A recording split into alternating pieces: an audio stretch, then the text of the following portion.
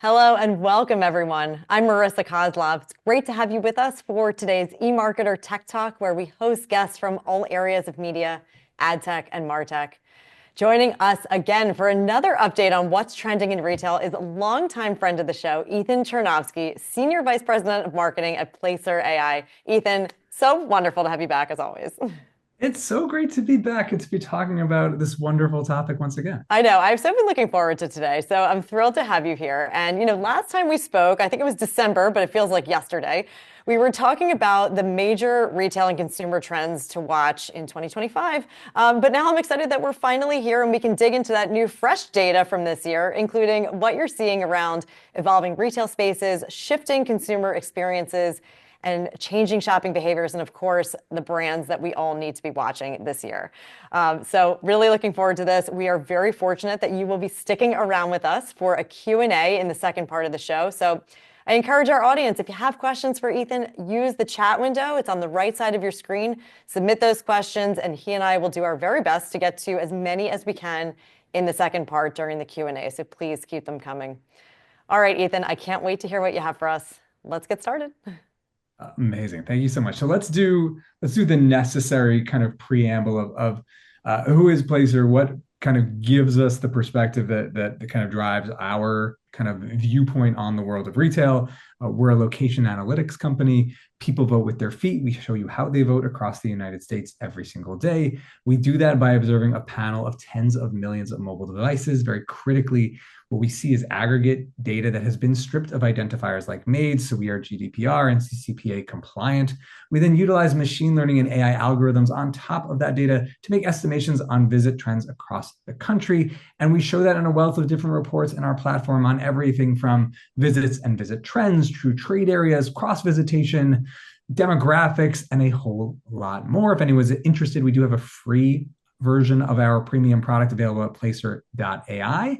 And with that, I think we can dive in to the data. All right, well, let's take a look back and look at that hype cycle. So we know that there was so much that was hyped up in 2024, and in our look back today, let's focus specifically on retail media. What did we learn about retail media and its potential, more so in physical stores, and what do you think could have been done better?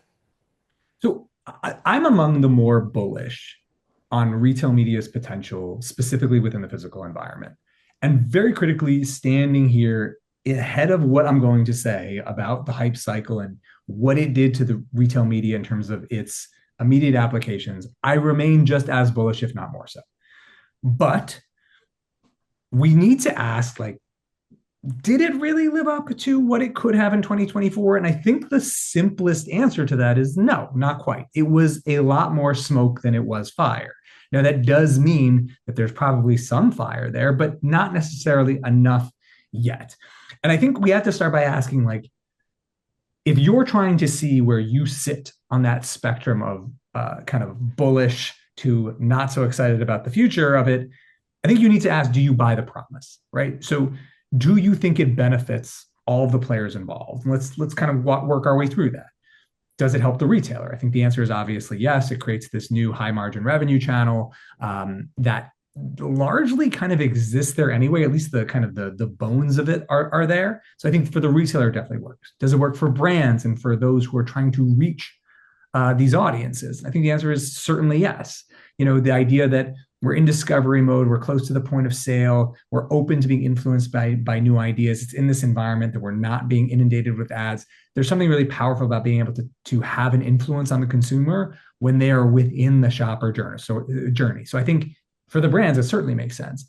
Does it work for the consumer? I think there's a lot of data that suggests absolutely it does. It does have an influence. I think there was even great research from eMarketer that showed that audiences are not negatively influenced, but they're actually positively influenced. They find it beneficial to improving and being additive to the shopper journey within the store. So it works for the consumer and it works for the retailer and the brand, as we said. So then I think the big question is, like, why hasn't it happened yet, or happened to the degree that we might have expected it to or wanted it to have? And I think in the past we were saying, well, like, what are the potential issues? Is it annoying? And I think, like, as we discussed, for what it means for the consumer, the answer is no, it's not. I think is there, not a market for this? I think the answer is no. Like people are really interested and excited about it. There's some timing issue with it? I think the answer is no. Like there's no like real challenge to why it couldn't be here. There's no like retailers aren't ready, brands aren't ready. There's one central obstacle, and it's accessibility. The capacity for a brand to be like, I want to be in these stores and I want to be there now, or I want to be there in a week, and I want to be able to move my budgets quickly. I want to be able to model it. The idea that there's so many disparate networks without a limited number of access points is what is holding this industry back. And I think the moment we see that problem solved, whether it's an immediate tipping point or kind of you start seeing that trickle turn into a much larger wave, that's the moment in time where we should really be judging the potential. And until that point, unfortunately, we're probably going to see a sector that is, more hype than actualized potential in the near term. Was there something that could have been done better in that scenario to help the consumer be able to be in more places at once? I don't know. Like, I wonder if there's, that potential to maybe create these kind of cooperatives and groups that can come together. So it's not just, hey, I got to do Walmarts and I can't do 7 of them, so I'm only going to do Walmart and Amazon. But realistically, it's just waiting for whatever technology company is going to step in and create that solution, or kind of think of like the Expedia Orbitz-esque model where lots of parties from within a sector actually come together to create their own kind of OTA or whatever that would mean within the advertising environment. I think that could happen, but that tipping point is coming. It's just a question of when. Yeah. Okay. Good to know. Well, you bring up, the holidays and thinking about the end of the year. We're reviewing, of course, a lot of data from the end of the year and how holiday ended out. So as we finally close the books on 2024 and look ahead to this year, what's the big takeaway from this past holiday season that really should guide strategies for 2025? Yeah, there was one point that really kind of shook us when we were looking at 2024 data, and this was in the moment. So Super Saturday hit it was December 21st this year. And we were looking at the numbers, and the numbers were really impressive. But when we looked at it year over year, the numbers were down, and they were down fairly significantly. And, when we kind of come up with Super Saturday data very regularly, like we share this with journalists or players within the industry who are interested in seeing that data as quickly as possible. And we very actively intentionally did not share the year over year number. And one person that we work with said, hey, where's the year over year number? And we said, we're not sharing it because it's not relevant this year, or it's not relevant this year yet. So this was right when we had the Saturday data. And the hypothesis was this: Super Saturday 2024 happened on December 21st, meaning December 22nd was Sunday, December 23rd was Monday, and then Christmas Eve was Tuesday. In 2023, what we were comparing it to, Super Saturday was December 23rd, Sunday was the 24th, and Monday was the 25th. So much of the attention and the excitement of that pre-Christmas period in 2023 was condensed around Super Saturday, driving visit numbers on that day way, way, way up. And in 2023, it was diluted slightly, not because the day is less important, but because a lot of that, oh crap, I need to go to the store and get things ahead of the holidays, happened on the 22nd and the 23rd. And it was a really important trigger of like what we're seeing in terms of micro strategy within the holiday season. So we've talked about this in the past, that the holiday season is certainly not a monolith. And we need to view it as its separate component parts, right? The pre-holiday season, the pre-Black Friday period, Black Friday, the build up into Super Saturday, the post-holiday season that week after where there's driven by returns, et cetera.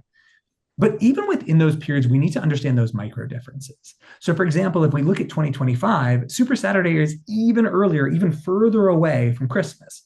So there is a high likelihood that day will perform even worse this year than it did last year. But that doesn't mean that pre-Christmas period is less valuable. In fact, this year it might be larger in total.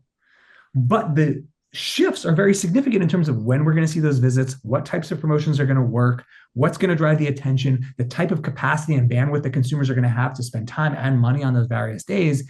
And it's continuing to sharpen what is necessary for a brand or retailer to succeed during that period in terms of understanding the nuances of each holiday period, how the days fall out, when they fall out, and where they fall out in relation to these major holidays. All right. Well, we say in this business, we say the word trend a lot, and that often is used to describe what eventually becomes the new norm. So, Ethan, for you, I wonder what's the difference between a trend and a new status quo? And any examples you can share would be really helpful. Yeah, so this is something we've been thinking about quite a bit lately because it's 2025. We're halfway through the decade. 2020 was the pandemic. 2030 is this kind of, this perceived potential golden age of retail. We're moving to this really positive place, and we're at this halfway point. And one of the things we were interested in, that we were looking using this kind of 2025 marker, 5 years since the pandemic, were what were trends, things that had this kind of short-term finite life, but were very, very impactful within that period. And what were things that truly shifted the status quo, right? So, we can think about lots of fashion trends that are very, very significant for a time, but they fade. And we can think about things that just fundamentally change the game forever. So, like, I don't know, certain types of jeans are very, very exciting for a given time and then maybe fade and then come back later. But whoever invented like sunglasses, okay, that's a game changer. That's like a new status quo. It's a new item that will exist forever. As a silly example, but follow me through on this. So let's think about like trends. Pandemic hits, we do mission driven shopping. So we go to fewer stores, but we spend more time when we're there. We see this tremendous e-commerce bump that breaks from like the normal trajectory of a very important segment within retail, but we see this huge increase. And then some people thought, well, that's going to stay forever, but it wasn't. And then it goes back and we kind of continue seeing the patterns that we had seen before. Migration in the short-term period. Did it change how people would move forever? No. People moved there was an acceleration of migration trends. And then we saw that kind of look more and more like normal over the last few years. But then let's think about things that really shift the status quo, right? Where it's things were one way and now they are different, right? And that is a lasting difference. So let's take migration again. The fact that migration patterns don't continue to kind of trend the way they were, it's not a huge percentage of people moving every single year. Still, people did move. And once you're in a different place and your patterns have changed as a result, those likely aren't going to just revert back to the way they were before. Think about hybrid work, right? We're going to talk about this in greater length in a little bit, but hybrid work was perhaps the most significant change to how people were behaving that was caused by the pandemic and has had a lasting impact, right? Fundamentally changing the way that businesses operate, retail operates, the balance of power between the suburbs and cities, et cetera. One of the biggest ones for us has been the staying power of wellness. So when we think about things that kind of were in vogue and then maybe faded, when we look at the focus on wellness, both in terms of visits to fitness chains, visits to retailers that are focused on kind of health and wellness and have those products available, we see those trends continue very, very, very strong over time. Now, what's amazing about the graph that you're seeing in front of you is it shows year-over-year change. Now, usually when you see year-over-year change, like you see spikes, and then ultimately you see things dip because it's almost impossible to maintain consistent ongoing growth. So even though we see a decline in the pace of change, the fact that we see continued growth is absolutely massive. That means in every month, we've seen ongoing growth since January 2022. More visits than there were that same month a year prior in an ongoing way. That's a shocking level of success. And it tells us that people are fundamentally different today in terms of their relationship with fitness, in terms of their relationship with wellness than they were 5 years ago. And for marketers and advertisers to understand that magnitude of change and what that means for the consumer is so significant because it's not just what we think, it's what we're actually willing to do. The willingness to get in the car, get out of our house, go to a physical location to do something is an incredibly powerful sign of intent and something that matters to us. And so to recognize that some of these things were short-term, but some of these fundamentally changed how we operate is a critical difference. That's a really good point. And I love to see that growth. When you first look at the chart, you almost think that it's decreasing over time. But in fact, it's still a percent increase over the where we were last year. I'd actually wonder, I'd love to put this question out to our audience. Do you feel that your relationship with fitness has increased, since the post-pandemic, since 2022, and has there been a staying power for you? Put a plus in the chat if you feel that it has actually, in fact, changed over that time. And something else, Ethan, that you and I have talked about that's changed over time is the is really the mall. The mall is the new downtown, and the performance has changed. So what does that performance indicate about future results, and how will mall performance define retail expansion going forward? Yeah, so this is a fun one because we get to revisit a topic that we talked about years ago, which is the mall waterfall. So one of the things that when we see some of the changes and we think that these are shifts to the status quo, then there's going to be this elongated impact. It's just going to have this long period of effect over time. But what gets really interesting here is when you start taking some of these kind of status quo shifts to their logical conclusions, they almost demand other effects. Like the ripples continue to go out until they stop, right? So let's take the mall, the revival of the mall renaissance. It's centered around three fundamental things. The first is a recognition that the mall needs to be based on experience, right? So the mall is not just a place to go shopping, it's a place to go shopping and eat and do this and all under one roof. One of the most interesting things we saw during the holiday season was that indoor mall visitation was very often outpacing anchor tenants within those same malls. So people were going through the malls and not spending time in these anchor tenants. They were going to have this wider mall experience, right? Which tells us something really, really powerful about a segment that's for so long kind of saw itself as the sum of its parts. The mall is whatever the number of retailers within it, that's who the mall is, as opposed to the mall is something kind of distinct that I would want to visit. And then the tenants within it have this mutually benefiting relationship. The second thing is a new tenant balance that we were seeing already years prior. So this is not a pandemic element. This is really smart mall owners saying, how do we create a more exciting, holistic experience in the mall environment?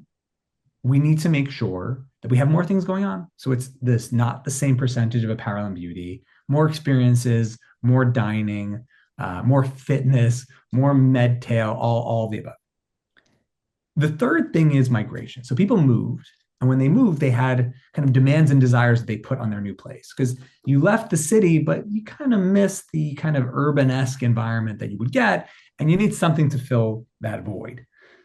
This led to more demand, right? Because top tier malls were doing really well. More retailers wanted to be in these spaces. There were fewer spaces being dedicated to classic retail, apparel, and beauty. More of this focus on experience and more of this focus on kind of community within these malls. So more people want to be in these spaces, there's less room for them. And that takes us to what the long term could be. And it's basically, you have two choices. One, for whatever reason, you think it just doesn't spread beyond these top tier malls. And the retailers that couldn't find a place in these top tier malls are either going to go, to outlet centers, they're going to go to strip centers, they're going to downtown areas. That's it, kind of ends there. The other way of taking this is the way we look at it, is it's going to trickle down to B-class malls. So that next level down is going to start having retailers that couldn't find a home in the best regional mall, but still need to find a home, and now are becoming a bigger fish in a smaller pond. And the interesting thing here is there is this powerful opportunity for those B-class malls to say, how do I reinvent myself with a more specific focus? Because if they say, hey, I'm just going to be a lesser version of the major super regional mall, they're not going to succeed. But if they say, how can I be complementary? How do I do something that mall can't do? Or provide something for an audience that lives in closer proximity, there is real potential. And we're seeing signs of this already. Simon Malls announced that they're going to be, that in a recent earnings call, that they're focusing more on B-class malls. Walmart just bought a mall, right? And like redoing the space. So I think we're already seeing indications that this mall waterfall, something that we were discussing again 2-3 years ago, has potential legs to have this longer term effect. And it's something that is absolutely worth noting because it's going to create a lot of opportunity for those who can get in early on this trend. Wow. Well, it seems like that is a completely different experience than many of us remember growing up, right? We would always go, I remember always entering the mall through those anchor stores because that had the most parking. I don't know if you had that same experience, but you would be forced to actually go through those. But it seems like from what you're seeing. So it doesn't mean you didn't go through, but it's dwell time. So we're talking about visitors who have spent a month at certain lengths. You would go through, but you weren't hanging out. But you weren't hanging out. I think And it's again, it's not to say that there weren't people who were. There were clearly a lot of people who were visiting both. But the idea that you go to the mall to go to a major department store Hmm. and then whatever else is there is changing. You go to the mall for of all the things it provides, and maybe you want to go to the department store as well. Got it. Okay. Well, one thing about the mall is it always provides convenience, right? Everything is in one place. But I think from a lot of the data that you've seen here, we've seen almost the opposite of this downgrading of convenience. So what does that mean specifically for dining change and how they evolve moving forward? Yeah, I think we're in a really interesting period, and I think you don't see it anywhere as clearly as you do with Starbucks. So one of the things that we're really excited about is this um, the kind of comeback of the third place. This idea of, hey, Starbucks locations should be a place where you can sit and hang out, and we want it to feel classy, and we want to have better furniture, and we want you to take your meeting there. It works in the urban environment, works in the suburban environment. It orients itself towards experience, which is something that we know is super important, and we've seen more retailers, more dining chains really lean into. At the same time, they're also trying to optimize their convenience. And there are areas where this clearly doesn't conflict, but there are areas where this necessitates changes. So if I am fully oriented towards convenience, the way I set up my store is different. The way I invest in furniture is different. The way I train my staff is different. The areas I prioritize are just different. If I'm trying to do experience, it's a different mentality, right? So I can do both, but they're not always parallel goals. And very often they're conflicting. And I think what we're about to see is a really fascinating period where many, many chains, by the way, both in retail and dining, are going to be grappling with this battle between should I make it really convenient or should I really lean into experience? Because we don't have endless resources. We need to prioritize. And I think it's kind of like the new online offline, where the conversation we'll be having in just a few years will be the balance between convenience and experience. And how do you maximize the elements of convenience to drive better experience and vice versa? And that's totally true. But right now, it's trying to create a puzzle out of pieces that don't seem like they fit perfectly. And it's going to require that a lot of players rethink the way those puzzle pieces are developed and built, whether it's, hey, some locations are for convenience and some are for experience.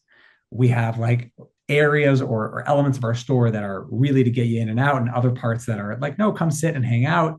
But this is a really interesting kind of conflict or internal battle to watch within lots of retailers and dining players over the next few years.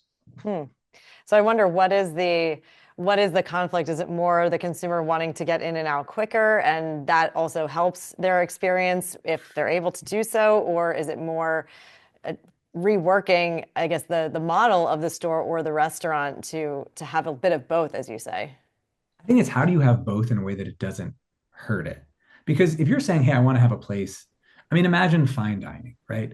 You go, you get dressed up, you sit at your fancy table. There's the white napkin. The everyone's calling you sir. It's like you're fancy, right? It's a great experience. If you had people like schlepping in and out from with their like seamless bag and like just shoving burgers into the heated bag so they can get it for takeaway, it reduces that. Now, obviously, that's at the extreme. It's the same thing as going to McDonald's and expecting like, well, where is my waiter? Like, it's not going to happen. And clearly, we're talking about extremes here, but those things, the best version of experience and the best version of convenience don't necessarily jive. And so, all these brands are going to need to ask, how do we create that ideal mix? And again, some of this is going to be maximizing the footprint of the store, but I think you're going to hear a lot about store redesign, lanes for the get in, get out, putting those sitting areas in the back so it doesn't feel like you're kind of encumbering on them when they're trying to have that experience. But I do think it's a very interesting area to watch over the next few years. Yeah, I absolutely agree. Thank you. We will keep an eye on that. There's, I assume, going to be many different examples of that. Let's switch gears now. You brought up migration patterns earlier. That, of course, has tied into the return to work because people have moved into lots of different places outside the city. They may not be as close to their office anymore. But even so, we've seen a lot of companies return or mandate a return to office. Really, how big of an impact do you think this will have on consumer behavior and retail performance? Will we see any kinds of changes? So high level, if we look at things nationwide, we're going to see a continued recovery. The primary driver of that continued recovery will be, excuse me, the cities that were left behind. So San Francisco, LA continuing to recover. With that said, if you look at the mandates to come back to work, for the most part, they're not 5 day a week mandates. They're like, you must come back 3 or 4 days a week, right? That's hybrid work. You know what I mean? That's not what we were doing beforehand for the most part, or at least it wasn't the standard expectation. So I think the reality is when we look at a micro level, especially at cities that are more recovered, this is the new normal. And the new normal says Tuesday, Wednesday, and Thursday, that is the in-office work week. Monday and Friday is basically an at-home day for most people. Monday is going to be a lot more at home than you would see on a normal Monday or pre-pandemic Monday. But I think if you're working in New York, this is what the work week looks like. And if you're someone who is thriving in this environment and as a restaurant that was nearby an office, amazing, you're doing great. If you're someone who's still hoping for that continued recovery, I think you need to adjust and adapt because this is the new normal in cities that are more fully recovered. All right. Well, I can definitely tell you that that is, in fact, what I'm observing here in New York City for the days of the week, especially. But I wonder, what about sports? That's something we've also talked about. There's been so many activities that have really unlocked so much value in the wider sports world. Where else can these be applied? Yeah, I'm fascinated by this. I think one of the really interesting things is this is data that I pulled yesterday so that it'd be updated. But if you look at the big four sports, the amount of revenue that comes from seating and TV rights ranges between 60 to 80% for these leagues. So the bulk of revenue comes from people buying seats and suites and TV rights, like these large league-wide deals. Sponsorships are about 10 to 14% of revenue.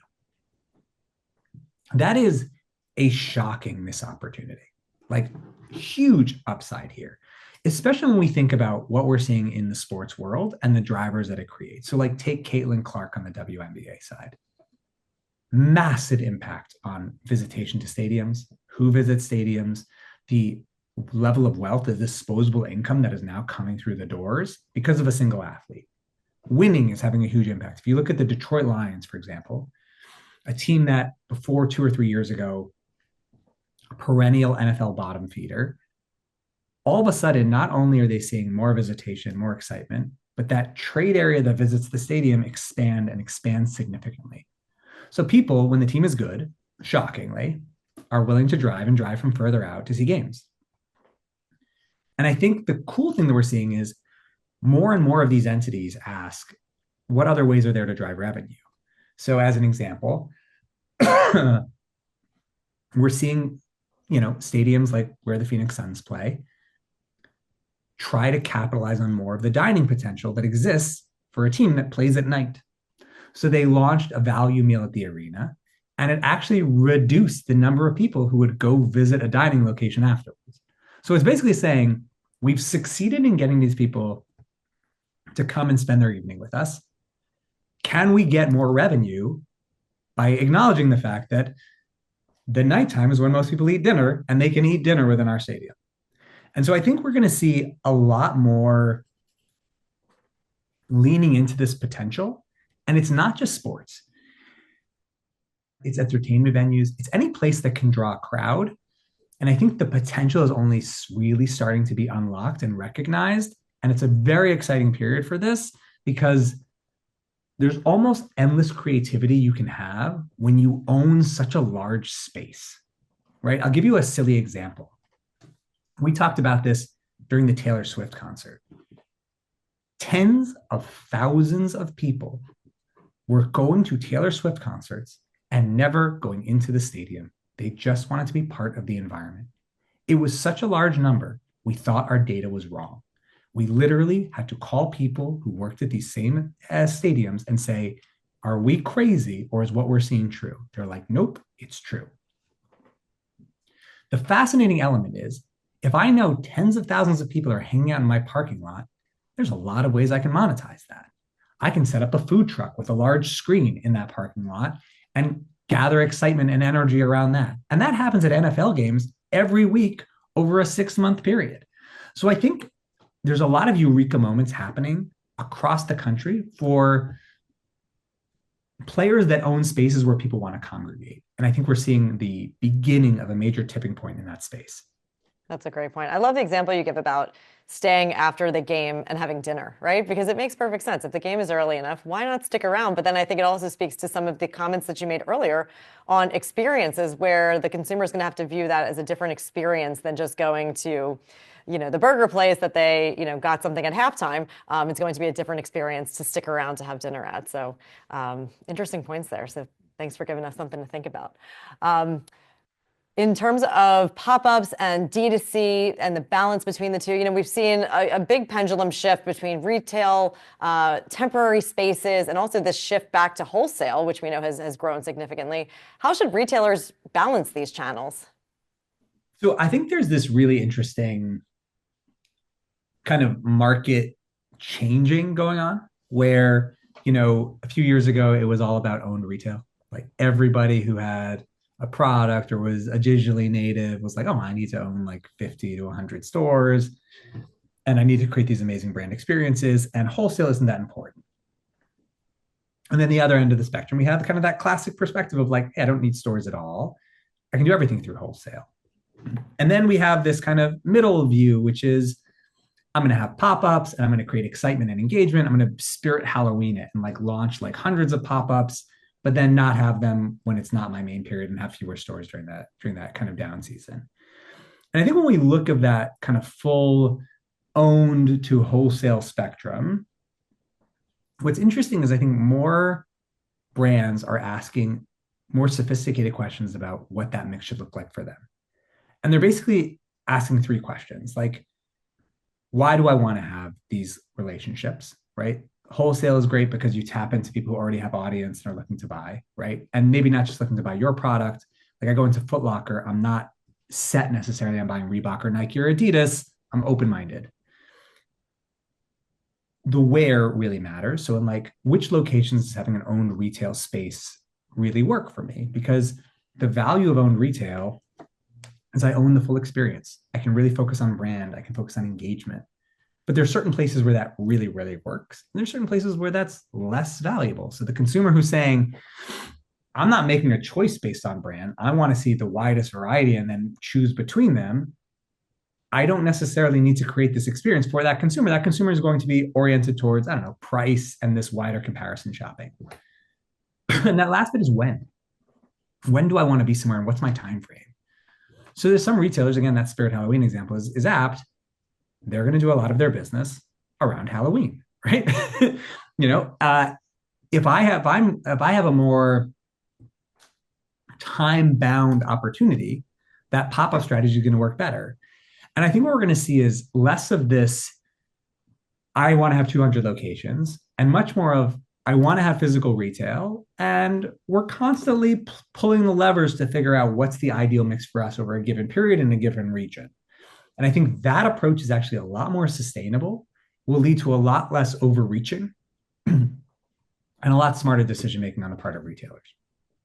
All right, good to know. Ethan, I have just a few more questions for you before we get to our audience Q&A. So for our audience, please keep them coming. As we look at these layer 2 breakdowns, and I know you'll get into that, we have been seeing visits to luxury retail decline. So what's the story here and what can we learn from this? So I think what's really interesting is we think about like luxury retail. When we kind of looked at it from like a high level, it's like, ooh, is luxury doing poorly? But then you kind of ask like, hey, it doesn't really like line up that like this should be so simple. Like, hey, luxury's up, everything else is, down, or it just doesn't work. Things are not that simplistic. So we looked a level deeper. And what we found is that like for certain audiences, luxury retail is doing just as well as it was doing before. In fact, it's doing even better. And in other segments, we see that luxury retail is struggling.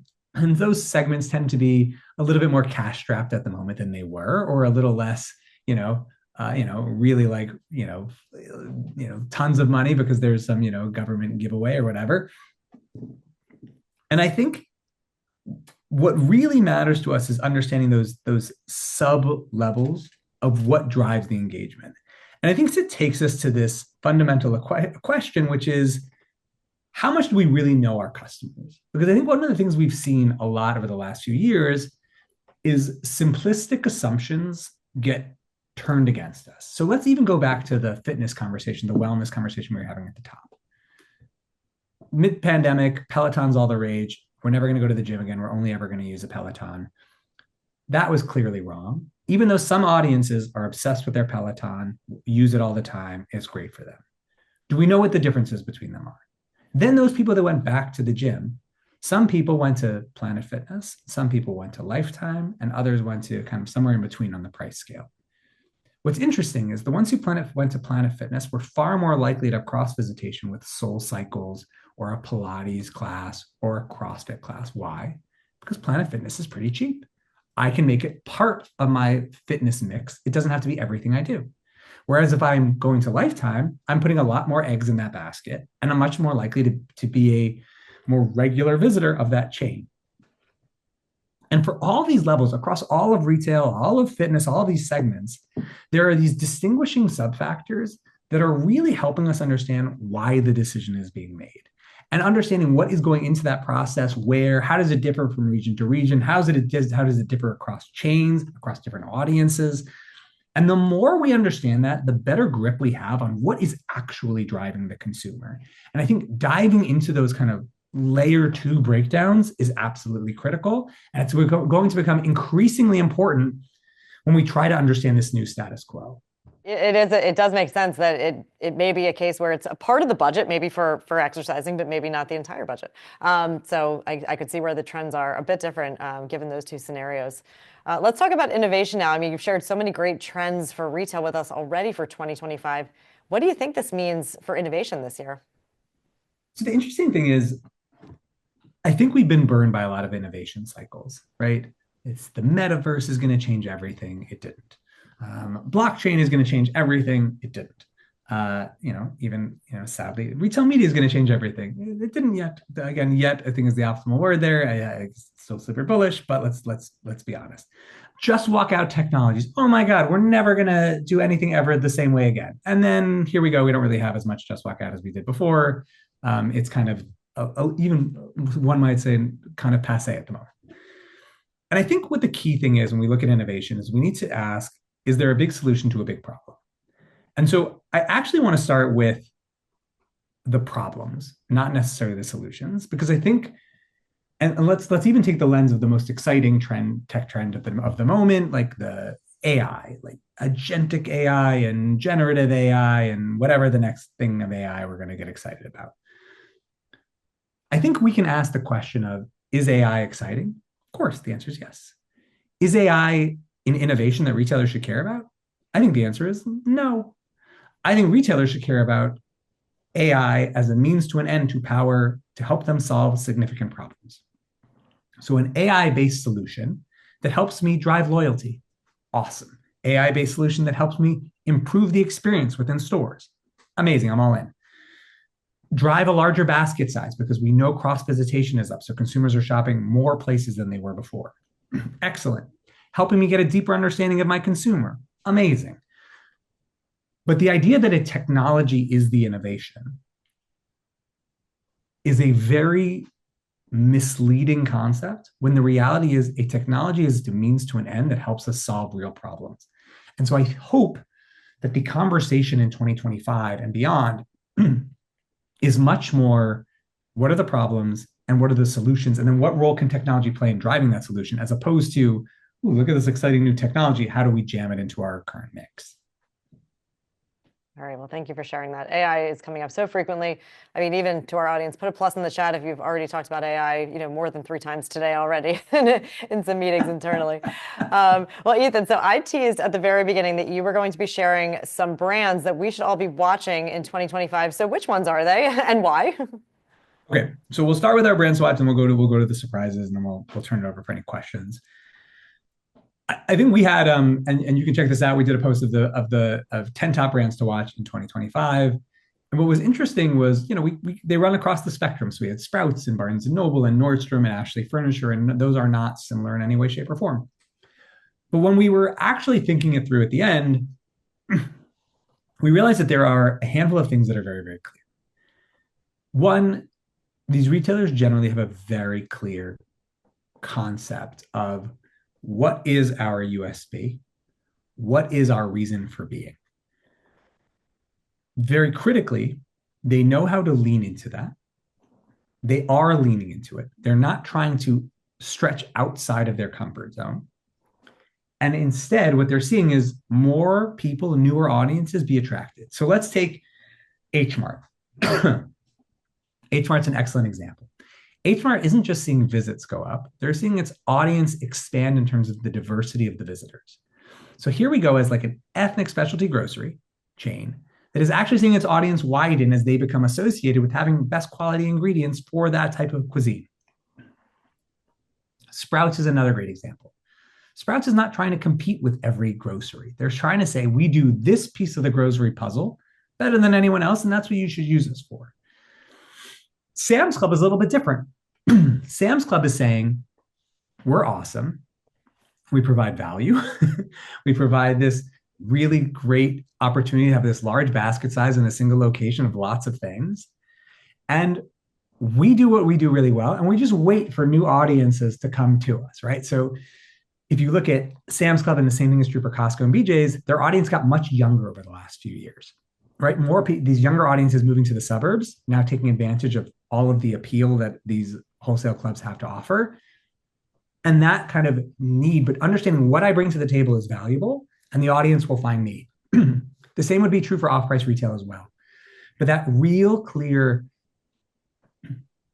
understanding of this is my uniqueness, this is what drives my brand promise, and this is how I deliver on it, and I focus on delivering on that promise, and then having next steps that make sense, not grand stretches outside of my comfort zone, but things that really work for my audience. That's what is driving a lot of value.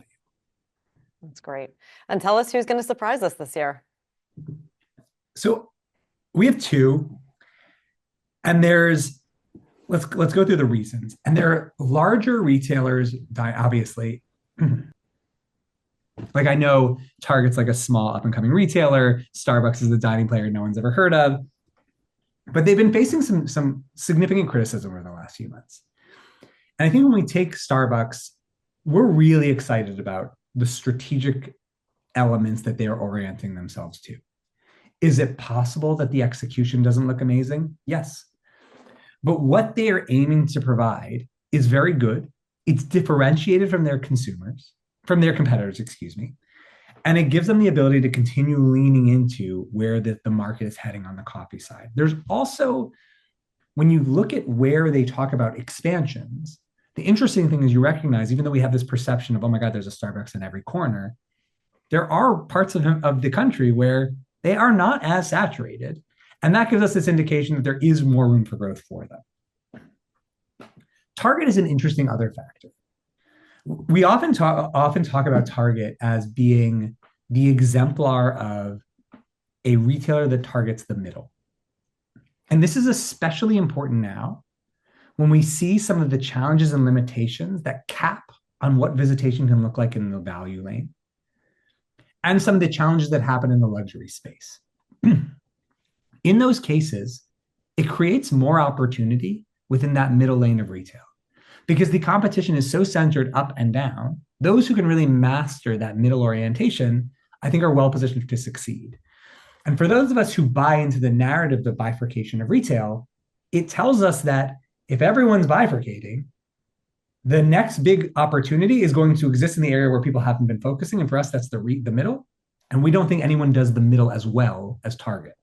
So those are our two surprises. And I think with that, we can go to questions. I love that. Well, those were great brands to watch, not only for this year, but also ones that we should keep an eye out for those surprises. So thank you for such great content as always. We actually had a viewer ask specifically about Barnes& Noble, which I know you brought up as a part of the brands to watch in 2025. The viewer asks if you think other retailers can capitalize on their retail strategy. Yeah, 100%. I think There's a couple of things that for us really shine in the Barnes and Noble strategy. The first is this kind of global approach where it's like, hey, we're a nationwide chain. You trust me, but we're giving store managers the ability to localize, right? To take elements and personalize that store for the region.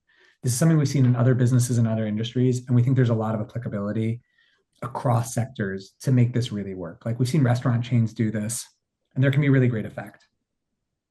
The other element is like recognizing that the space is not just a space to purchase, but it's a space to gather people.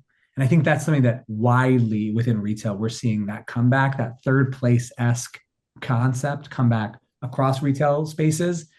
But I mean, look, could you imagine, I don't know, Best Buy's way of having like, hey, industry experts, people who can show you how to maximize your product. I don't know, film class, teach you how to use the new camera you spent so much money on more effectively. Yeah, that really works. Apple's Genius Bar and classes are all like standard bearers of what this looks like. So I do think that has a lot of applicability. I also think there's something to be said for a retailer that can have hundreds of locations, but doesn't need to try and grow to 1,000 plus, right? There are many retailers who can do very well without needing to double, triple, quadruple their store footprint. And I think what we're going to see from Barnes and Noble and other retailers like it is a greater comfort level with it's not going to be constant expansion for me in terms of locations. So how do I accomplish more within my four walls, squeeze more value out of each one, and look to optimize where my locations are? All right, thank you for that. The next question is around loyalty. What are you seeing in terms of brand loyalty? I think a lot of the brands that you talked about at the very end have loyal followers, even if we may see some surprises from them. So any other trends that you're seeing around that area? Yeah, I think loyalty is the battleground. I actually think it's harder to demand loyalty now. I think we as consumers are more willing to make more players part of our mix. So, one of the most interesting things we've seen in the last year or two is cross visitation up, visit duration down in spaces like grocery. Now, that's driven to a degree by loyalty. Like, I love Trader Joe's, so I'm willing to drive farther out to go to Trader Joe's. But it's also fundamentally impacting loyalty because I also love, I don't know, Publix, right? But I'm going to go to Trader Joe's too. And that means that the battle is over how much I can get someone to purchase within my four walls, right? Like how much of that basket size. And it gives an advantage to people who are niche or specialty because they know exactly what they're providing and they know what they're not attempting to provide, right? So that's an advantage. For other players, that battle for the loyalty, that battle for the repeat visits, for more of the basket size happening within their four walls is really significant. I'd also say there's also a challenge of like the offline online balance, right? There's some places, again, I have this classic Cyber Monday story where like I walked into a retailer, had an incredible experience with a store associate who helped me find this amazing gift for my son for the holidays. They didn't have the product in store. And so I went online on my phone and I ended up purchasing it from a competitor because it was like $6 cheaper, which was like a 10% difference. Like nothing enormous, but it's like, I'm not going to scroll further. Like they were higher in the search results and it was cheaper. Like, what am I doing? And so the experience battle, that battle to like make the purchase happen within your four walls is so significant. And I think we're going to see a lot of emphasis on how do we increase the likelihood that the steps we're taking actually drive the purchase to take place within our ecosystem and not somewhere else. We're not just a place where you go window shopping. Good points. Thank you. You also talked a lot today, of course, about in-store retail trends, but I wonder, do you have any trends that you think are shaping retail e-commerce specifically? Yeah, I mean, I am it's kind of like a still solidifying concept, but a mutual friend, Ben Miller from Shop Talk, we were doing like we were having a conversation about harmonized retail. What is like the omni-channel, be harmonized? Shout out to Steve Dennis. What does it look like? And I think the concept we had come to that we were both getting excited about was this idea of like the digital loop, right? The physical digital loop. So it's to say that these things aren't competing, but they're part of a single ongoing lifetime journey. And so let's take the kind of a little bit of a dumber but simplistic example from the grocery space. We go grocery shopping. We go through all the aisles. We get our cereals. We get our cinnamon toast crunch. We get our meat and our fish and our vegetables. We do the whole thing. And then as we're going through the aisles, we see, oh, there's the giant thing of paper towels. We need that giant thing of paper towels because we're messy. We spill a lot at home. We go to the checkout. We check everything out. The person says, "Hey, by the way, this giant thing of paper towels. What a pain in the butt, right? Like, well, you got to schlep this over to your car now. Like, wouldn't it be easier if it's just like in a month when you're done, we'll have another one sent to your house?" Oh my God, amazing. Sure. Yeah, I'll I'll pay for it. That's great. Send me the next one in a month. And then when it comes in a month, or it sends me a reminder 2 weeks later, do you want to purchase this? We already have your credit card on file. Click, click, I'm done. It's getting sent over.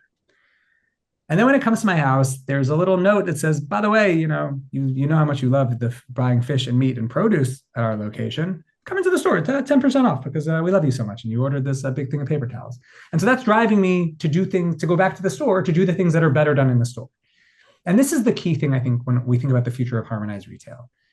It's having an honest look in the mirror and to stop pretending, both for those who run physical stores and those who run digital channels. Digital channels are not better than physical channels for all things, and vice versa.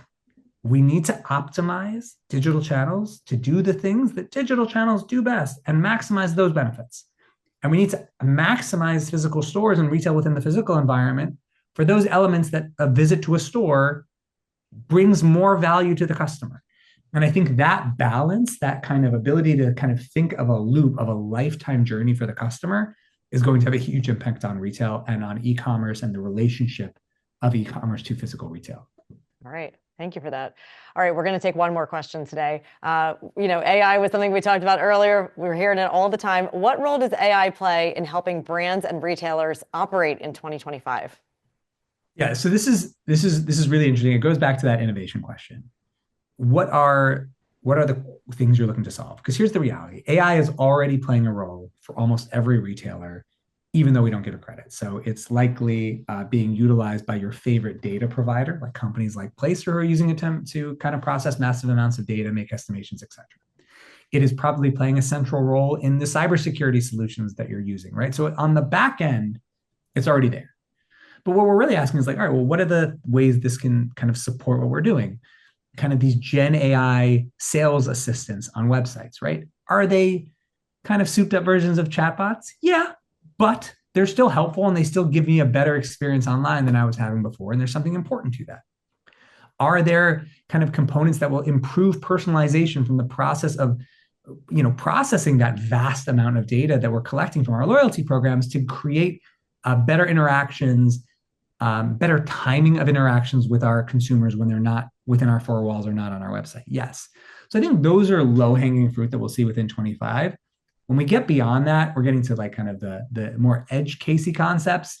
So I think we're still too early there, but over the next few years, I think you're going to see those AI 1.0, 2.0 solutions before we start getting to like the really crazy, oh my God, the world is totally different than it ever was before. All right. Well, thank you so much for that, Ethan. You always bring so much great information to our viewers. And of course, thank you for answering all of the questions. Good to see you as always. Thank you so much for having me. This is always a pleasure. And thanks everyone for listening and taking part. Yeah, absolutely. Great audience today. So before we wrap up, I'm just going to share a few things happening across eMarketer's media channels. You can register for live analyst and tech talk webinars on our events page at eMarketer.com/events. Don't forget to check out our various podcasts. We have Behind the Numbers, Reimagining Retail, and the Banking and Payment Show. You can listen everywhere you find podcasts and watch on Spotify and also eMarketer's YouTube channel. And finally, please subscribe to our newsletters. Thank you all for joining us today. Thanks again to Ethan, the team at Placer.ai, and our eMarketer studio team behind the scenes for making this webinar possible. We'll see you all on the next Tech Talk.